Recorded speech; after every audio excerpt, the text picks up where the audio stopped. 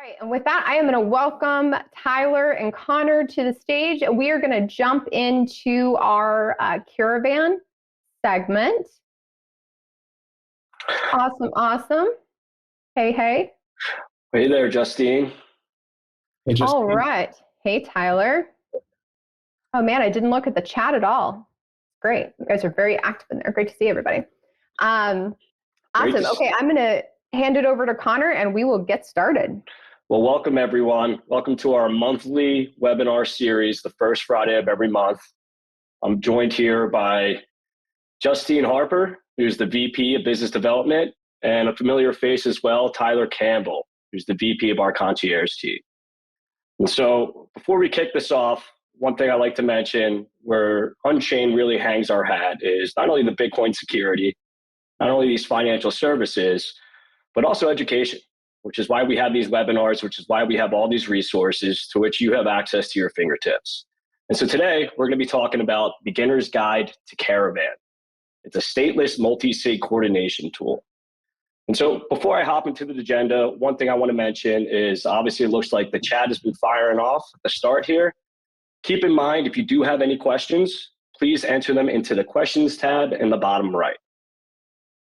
And so as we move along to the agenda, right, we're going to go over a couple things. Right, first and foremost, we're going to go over overview of the components in your multi-sig setup. What does that address look? And Justine's going to take you through that. We're also going to go through a sovereign recovery, what it is and why it's important.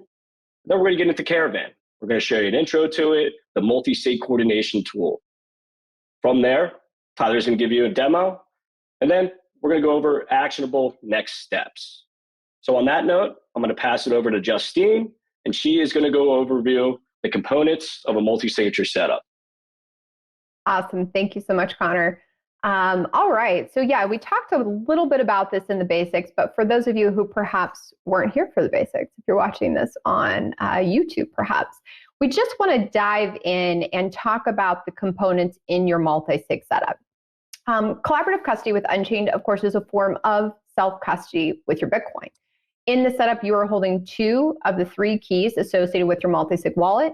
And this is to ensure you have full control, but Unchained is here to help you or assist with anything, obviously help with education purposes, but also it allows you to be able to lose information and still not lose your Bitcoin, right? That's really the beauty of it. But what we want to do is take a few minutes to review what these components are in your setup and the role that each of those play. Because they are really important and sort of lays the foundation for what we're going to jump into with Caravan specifically. So components in your multi-sig setup, the most important here is the Bitcoin keys, right? So in your multi-sig setup, you are holding 2 keys. These are represented as 2 signing devices or hardware wallets and 2 seed phrases or physical backups, right? So this is truly 4 pieces of information that you're securing. But how are those related to one another and what part do they play in your setup? So the first we're going to go over is a hardware wallet. These are referred to often as signing devices as they are used to physically sign a transaction in combination with a wallet software, right? So you have your device, you have some sort of wallet interface on your computer that you're using, and you actually will sign the transaction with the device because the device is securing your private keys. The keys never leave the device. And the wallet interface is almost sending an invoice to it to say, hey, is this something you want to approve? And it actually confirms that that address is associated with the private keys that that device is holding. It can also populate new private keys. If you've ever gone through our concierge onboarding or perhaps set up a hardware device yourself or a hardware wallet or signing device, when you set up a new wallet, it will generate those private keys. And that usually looks like the seed phrases that you're writing down, right? 12 or 24, and you walk through the steps of writing those down. So it can actually populate new private keys as well. It's important to remember that Bitcoin does not live on these devices. Rather, the keys to your Bitcoin live there, and it's a device that you can use to interact with your address from signing the transaction while not having to put your keys online. So it's a way to sign the transaction offline.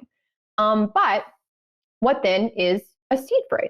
So a seed phrase, sometimes referred to as a backup or recovery word, a mnemonic phrase, is a physical representation of your private key and can be imported into multiple different signing devices or hardware wallets. So that seed phrase is actually a physical representation of your key. It's actually pulled from a library of words. It's actually quite cool if you want to nerd out a little bit and dig into it. But your seed phrases can actually go into any device. So this is really the most important part of your setup, because devices can fail, right? They can malfunction. Firmware updates have been known to completely wipe a device, can be really terrifying. But as long as you have that seed phrase, that's your key. You can import that into the same device or a new device as needed. Important to remember, you never want to store these digitally or allow access to them, because they are the key to your Bitcoin. Very, very important here. Now, some other components in your multi-sig setup that maybe you're not aware of or don't play as important of a role to you in your mind, maybe you're just thinking Bitcoin keys, but are very important to keep in mind, is your wallet configuration file. What is that? A wallet configuration file is pretty much a map or a blueprint to your multi-sig wallet quorum. It includes all the needed information to rebuild the wallet in a wallet coordination tool. Now, when I say wallet coordination tool, that's really the wallet software that you're interacting with, and it can be different depending on what you choose to use. There's a lot of them out there. This is needed in sovereign recovery with a multi-sig setup, because that information is vital to rebuild it in a wallet coordination tool that's not aware of your setup. What is a wallet software? You know, sometimes in Bitcoin, we use the same word for many different things that means many different things. And unfortunately, it's something that we just sort of have to walk through and work with together, right? So wallet software can be confusing because we call a wallet, your hardware signing device, a wallet, right? And sometimes we refer to the multi-sig quorum that you've created on the Bitcoin network as a wallet. So what is the software or coordination tool? That is simply the interface that you're using to interact with that address in combination with your device that you're using to sign, right? And your quorum that lives on the Bitcoin network. So you can actually use multiple different wallet interfaces. Bitcoin is beautiful because it only exists on Bitcoin, right? Your address lives on the Bitcoin network. So how you choose to view it is up to you. And that's where a wallet software or coordination tool comes in. When you use unchained.com, your account, that is a wallet coordination tool or wallet software that you're using. If maybe in the past you've used Trezor's wallet interface, that's their wallet software interface. Ledger Live, that's a wallet software interface. Sparrow Wallet, Caravan, these are all wallet interfaces or coordination tools, and each of them have different benefits to you. Now, obviously, as an Unchained client, using the Unchained interface is the most efficient. It has the most features for you and is the easiest to use. But this is simply a tool to use to interact with your multi-sig wallet on the Bitcoin network, and can be used different viewers to interact with that wallet depending on your needs. So that is a good overview of the components, hoping to kind of lay a foundation for when we start talking about Caravan and where that falls into your setup specifically. But before I turn it over to Tyler to do an intro to Caravan, I really just want to take a minute to talk about sovereign recovery. This is a term that maybe you've heard used, but maybe doesn't, what does that mean? It seems like a pretty intense word. What are you recovering? What is sovereign? So sovereign recovery essentially means your ability to independently rebuild your wallet quorum in a different wallet software, okay? It ensures you are not locked into one interface and protects you in case your coordinator fails or disappears. Why is this important? Bitcoin is the first thing you can truly own. But the only way you can truly own it is to ensure you cannot be cut off from it, right? If you are locked into a wallet interface and something happens to that interface, you have no ability to access your Bitcoin because you don't know where it is, right? You don't have the information, you are locked in. So something that's really important for us at Unchained is to ensure that you are sovereign in your Bitcoin custody solution. So we, of course, have unchained.com, and we try to make it as wonderful as we can so that it's exactly where you want to be using or interacting, I should say, with your Bitcoin wallet. But what happens if our server's down? What happens if Unchained doesn't exist anymore? God forbid. What is this doomsday scenario, right? Now, we plan on being here for the long term, but we do think it's important that we are also not your single point of failure. You should not be locked into us. And that's where Caravan comes in. It's something that we've created, which the gentleman will get into in a little bit. But sovereign recovery simply means your ability to independently rebuild your wallet quorum in a different interface. And it's vital for your Bitcoin custody solution. So with that, I am going to jump over and turn it over to turn it over to Connor, I apologize, who's going to do our intro to Caravan and explain what it is and why it's something you should care about. Thank you, Justine. And so a couple of things I want to point out, which Justine just talked about, right? The whole idea that we're just helping you build a multi-signature address on the Bitcoin network. Our platform is just an interface to that Bitcoin network. So with that being said, as long as you hold your two keys and you have that wallet configuration file saved safely, you can get access to your funds at any point in time, 24/7, outside the walls of Unchained. And that is through using Caravan, right? It's completely open source wallet software, which means it's completely decentralized and you can get access to it as long as you have access to the internet. On top of that, it's browser based and it's lightweight. As you see in the picture here, that's actually a picture that Tyler Campbell took down in a cafe in El Salvador. He had access to the internet. He was able to pull up a browser, and Caravan's right there for him to use to sign any transactions and move Bitcoin with Unchained completely out of the equation. And then it's stateless. So every time you use Caravan, no transaction history is ever saved. No data is saved. It's wiped every single time you use it. Caravan is very powerful, right? And it's back to the idea that Justine mentioned. At no point in time does Unchained want to be a single point of failure for you, even in any scenario where we get taken out of the equation. And so on that note, I'm going to pass the baton over to Tyler, who's going to take you through a demo to show you those exact steps to get access to those funds.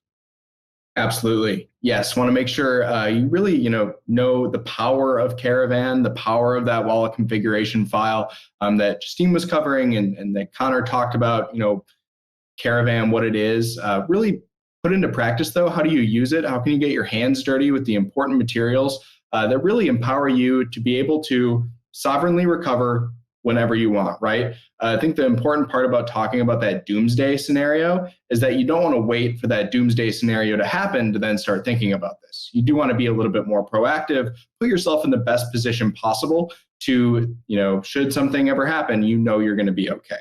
So what I'm going to do here is I'm going to share my screen to one of my Unchained vaults, maybe a vault that's familiar to many of you I've shared on these webinars before. So let me go ahead and share my screen. And we're going to go with a particular window here. All right, should be sharing in just a moment. Perfect, awesome. So what I'm going to do here is I'm actually going to face my other monitor where all of this is, so I'm not going to be looking directly at the camera. But what you're going to be seeing here is my webinar vault. So this webinar vault that I have created, it has about 117,000 sats, which is actually $24 worth of Bitcoin at this point in time. And this funded vault is kind of my test vault. I have my keys here. This vault interface is going to look familiar to you as an Unchained client. Within this vault interface, though, I want to be able to get access to that wallet configuration file, right? That treasure map to my Bitcoin vault. I want to make sure that I have that downloaded first and foremost. And to do that, we've done on the platform is made a couple improvements over the course of the past couple of quarters. We've actually brought the option for you to download that wallet configuration file forward in the interface. It used to be behind some three dots and some menus. But now, it's a really important file, and we want to make sure you have easy access to that file. So if you're on your Vault interface, you can scroll down underneath your keys here that you have named alongside the Unchained key, and you're going to see this Vault Tools menu. So this Vault Tools menu contains a bunch of interesting, new things you might want to go and explore and check out. But what we want to focus on here is the second line item that says Vault, or I guess the third line item here, says External Spend Info. And underneath it says download your Vault backup. So what I can do here is I can select View across from External Spend Info. And I'm going to see this pop up that says external spending information. We even give kind of this, explainer right here. It says Caravan can be used to recover funds from multi-signature addresses generated with these extended public keys, right? Kind of a lot of language again, like Justine was talking about. In Bitcoin, we name things, and it might seem really complex, but really all this is that treasure map, that backup file for your vault. And you can select show information here to see the contents of this wallet configuration file. It's really going to include those public keys. They are added from each one of your devices. When you add your device as a key to the Unchained platform, you share this public key. We're going to keep that in this file alongside the Unchained key because this is all 3 keys in your 2 of 3 multi-signature setup. Then there's some other information down on bottom here like address type and quorum and stuff like that. The nice part is by downloading this file, you don't need to focus too much on all the contents here, right? You can just go ahead and press download. What that's going to do is download a file to your computer. And a common question that I get asked when we work through this download on concierge onboardings is like, okay, I've downloaded it, but where does it go? Well, it's going to go to your downloads folder. So that downloads folder, it's either on your Mac or on your PC or even on your Linux machine too. It's going to go right to your downloads. So that's where it's immediately saved. You do want to be kind of thinking about, okay, I don't just want this file, since it's so important, it's the treasure map to my vault. I don't want to just have this hanging out in my downloads folder, right? That might not be the best place for it.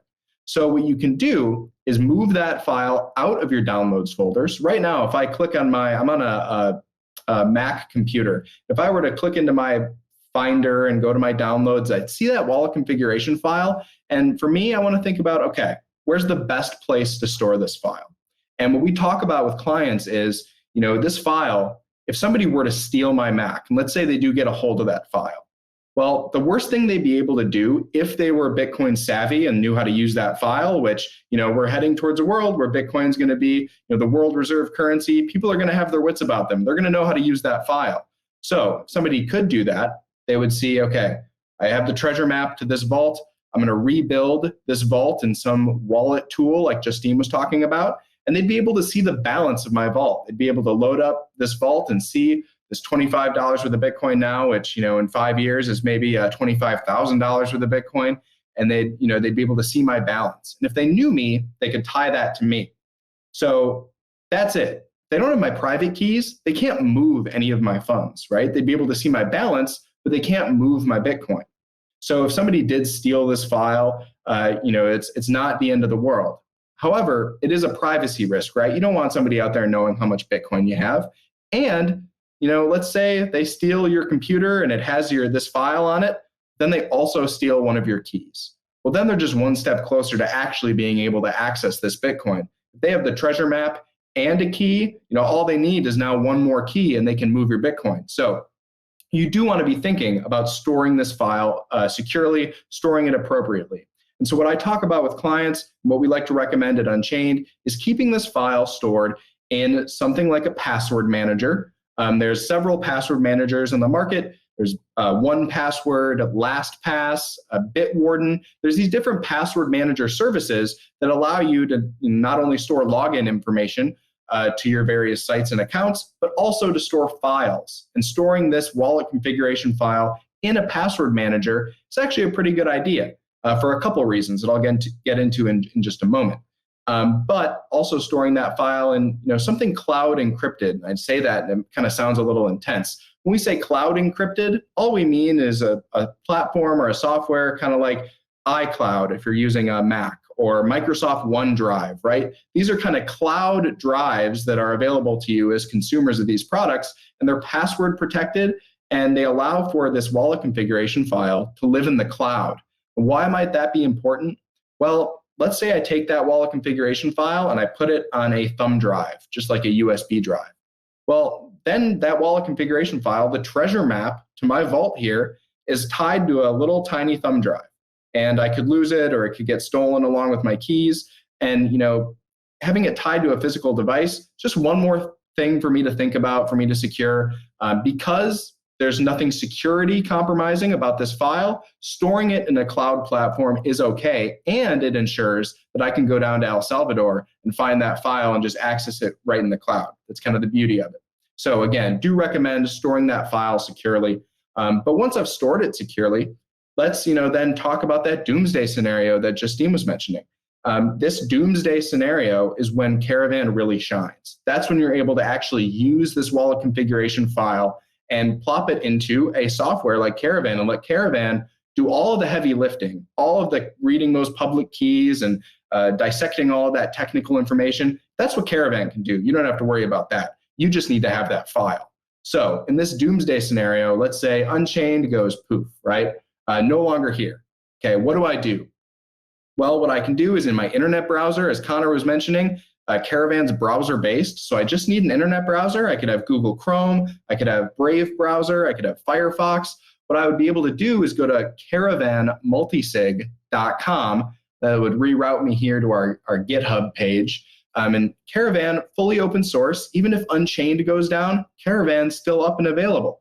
It actually has been forked about 240 times, I believe, out on GitHub. So it is something that's open source and that wouldn't go down if a given coordinator like Unchained.com goes down.